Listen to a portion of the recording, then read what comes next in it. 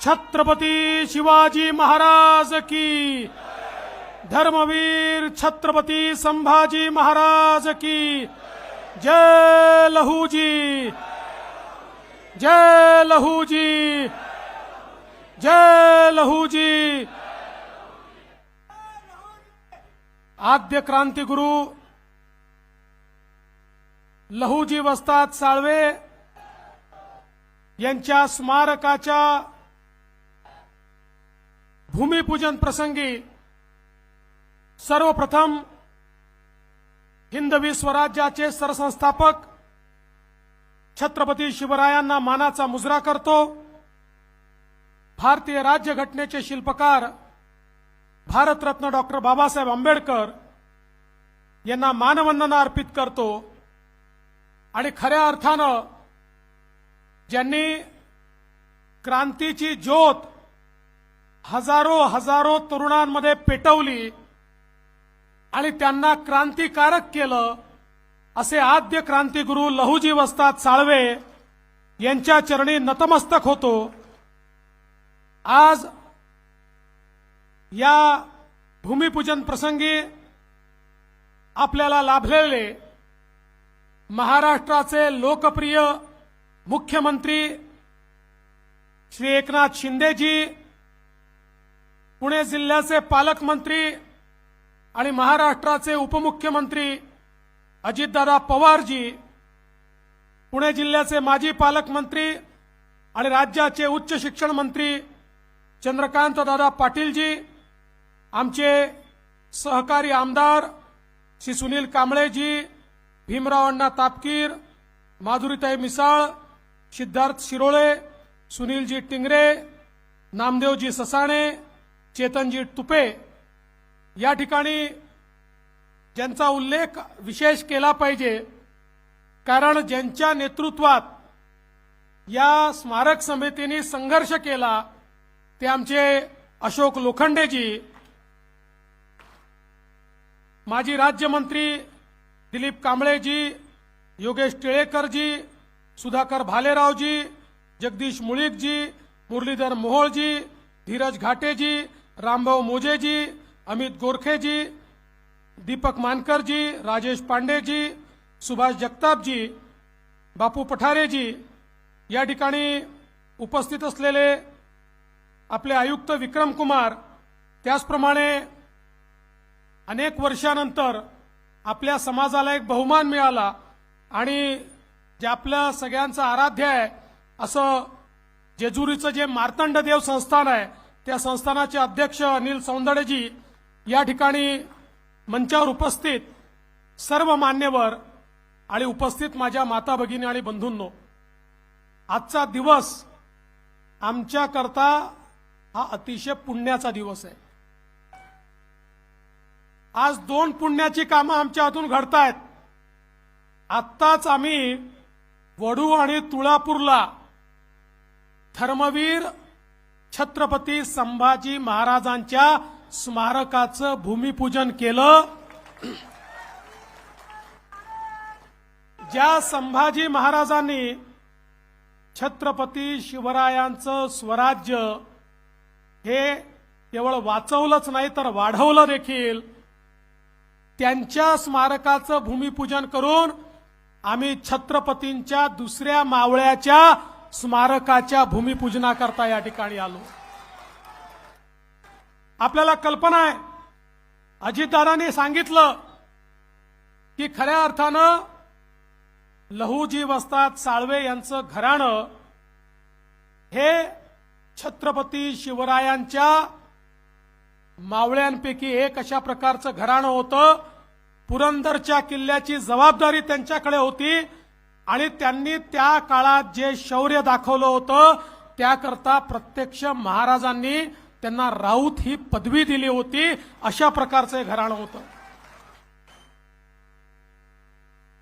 लहूजी वस्ताद साळवे यांचे वडील, आपल्याला कल्पना आहे की ते देखील मराठा साम्राज्याकरता लढता लढता धारातीर्थी पडले, इंग्रजांच्या विरुद्ध लढाई लढले आणि 1818 मध्ये लढता लढताच आपल्या जीवाचं बलिदान दिलं आणि त्यावेळी त्यांच्या सोबत छोटे लहुजी वस्ताद देखील त्या ठिकाणी होते.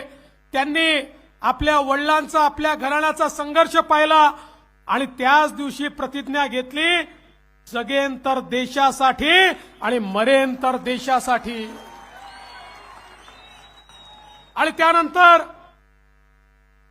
तो काळ असा होता, मराठा साम्राज्य संपलं होतं आणि त्या ठिकाणी इंग्रजांचं राज्य प्रस्थापित होत होतं.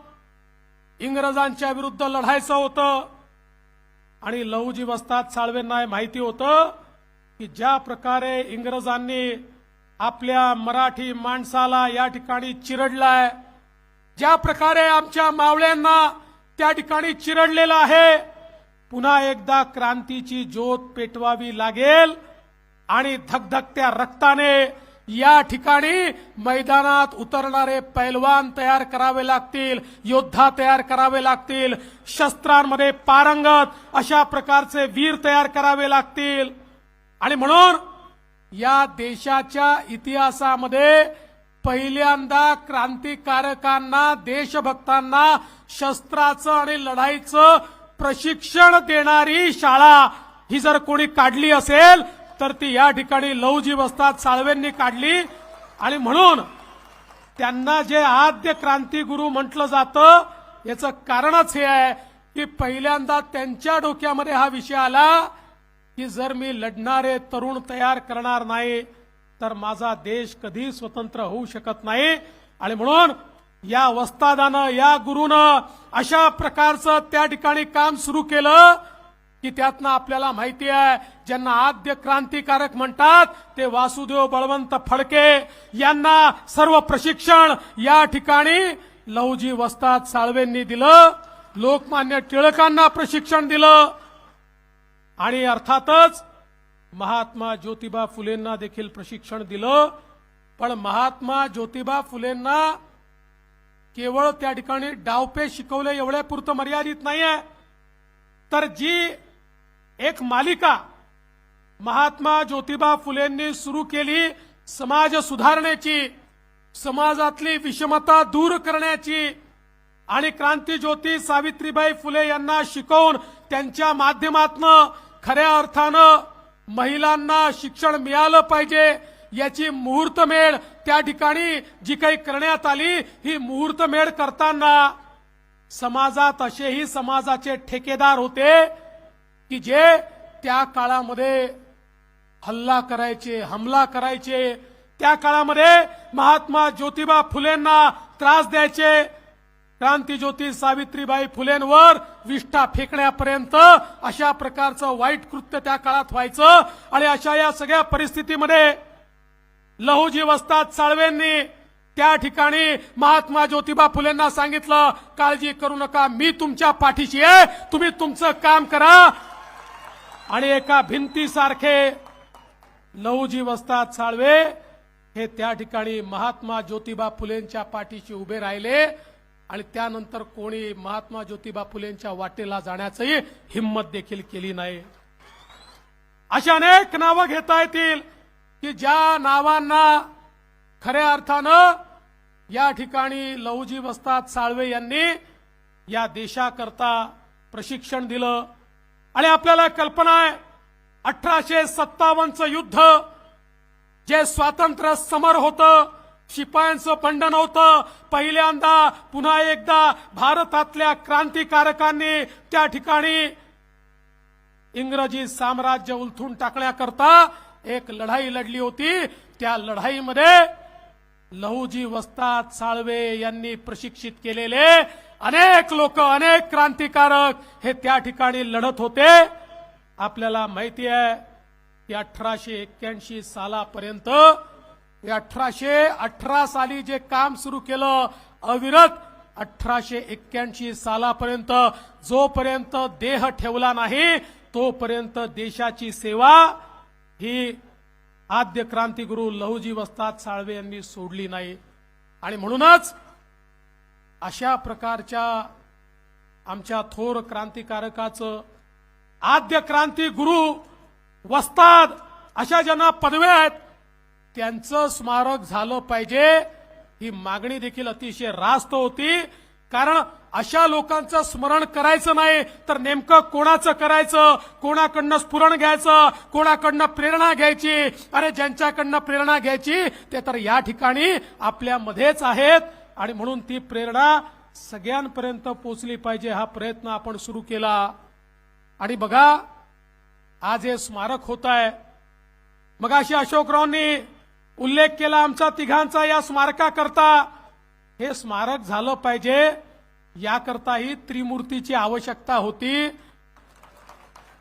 आम्ही तिघं वेगवेगळ्या ठिकाणी काम करत होतो, पण तिघही या ठिकाणी लहुजी वस्तादांचेच चेले होतो, त्याच्यामुळे आपापल्या परीने काम करत होतो। मला आठवतं अशोकराव ज्यावेळेस पहिल्यांदा आले होते आणि आपण कोर्टात केस हारलो होतो आणि प्रश्न होता की आता जागा मिळूच शकत नाही, त्यावेळी आम्ही प्रयत्न केला आणि आम्हाला सांगण्यात आलं की रिझर्वेशन टाकलं तर जागा द्यावीच लागेल। व तात्काळ आपण रिझर्वेशन टाकलं। हा सगळा इतिहास पुन्हा सांगण्याची आवश्यकता नाही आहे, तो अशोकरावांनी नीट सांगितलेला आहे। पण आज ही त्रिमूर्ती या ठिकाणी एकत्रित आली आणि अशोकराव जे स्वप्न तुम्ही सगळ्यांनी मिळून पाहिलं होतं ते स्वप्न आज पूर्ण होत आहे। मी तर असं म्हणेन की लहुजी वस्तादांचे आशीर्वाद मिळाले म्हणूनच आम्ही तिघे एकत्रित आलो आणि आता एकत्रित आल्याबरोबर आरटी देखील तयार झाली। दादांनी त्या ठिकाणी आपल्या भाषणामध्ये आरटीची घोषणा केली, आरटीची तयारी झाली। एवढंच नाही तर माननीय मुख्यमंत्र्यांच्या नेतृत्वात सातत्याने मातंग समाजाच्या माध्यमातून जी मागणी होत होती की आरक्षणाच्या संदर्भात आमच्यावर अन्याय होतो आणि त्यामुळे त्या संदर्भात ब करण्यात यावं, याचा अभ्यास करण्याकरता समितीही नेमण्याचं काम हे आपल्याच सरकारने, महायुतीच्या सरकारने या ठिकाणी केलं आहे। आणि एवढंच नाही तर आपल्याला माहिती आहे ज्या लोकशाहीर अण्णाभाऊ साठेंनी क्रांतीचा विचार विदेशापर्यंत नेला, ज्यांचा पुतळा रशियामध्ये उद्घाटित करण्याची संधी मला मिळाली, चिराग नगरमध्ये त्यांचंही स्मारक झालं पाहिजे। मागच्या काळात आपण ते काम म्हाडाला दिलं, काही अडचणी होत्या पण त्या सगळ्या अडचणी दूर झाल्यात। लवकरच त्याचा परिपूर्ण प्रस्ताव हा देखील आम्ही मंत्रिमंडळात आणतो आहोत आणि पुढच्या काळामध्ये चिराग नगरमध्ये लोकशाहीर अण्णाभाऊ साठे यांचंही स्मारक हे आपल्याला त्या ठिकाणी निश्चितपणे महायुती सरकारच्या माध्यमातून पाहायला मिळेल। मी या निमित्ताने एवढीच आपल्या सगळ्यांना विनंती करतो की आद्य गुरु लहुजी वस्ताद साळवे हे मातंग समाजाचे जरी असले तरी ते संपूर्ण हिंदुस्थानचे आहेत, ते संपूर्ण मराठी माणसाचे, महाराष्ट्राचे आहेत। त्यामुळे आपण त्यांना सीमित न करता ज्या माणसाने आम्हाला स्वराज्य शिकवलं, ज्या माणसाने स्वातंत्र्य काय हे शिकवलं, त्या माणसाच्या प्रती आम्ही सगळे सदैव नतमस्तक राहू। आणि म्हणून आज ही संधी मिळाल्याबद्दल आपल्या सर्वांचे मी मनपूर्वक आभार मानतो आणि आपल्या समाजाच्या पाठीशी आपलं महायुतीचं सरकार पूर्ण ताकदीने उभं राहील एवढंच या निमित्ताने सांगतो आणि माझं बोलणं संपवतो। अशोकरावांनी सांगितलं निश्चितपणे या स्मारकाच्या उद्घाटनाला मोदी साहेबांनी यावं, याकरता मुख्यमंत्री अजितदादा आणि आम्ही तिघही जण मोदी साहेबांकडे जाऊ आणि उद्घाटनाला मोदी साहेबांनाच आणू एवढा आपल्याला शब्द देतो आणि माझं बोलणं संपवतो। जय हिंद, जय महाराष्ट्र, जय लहुजी।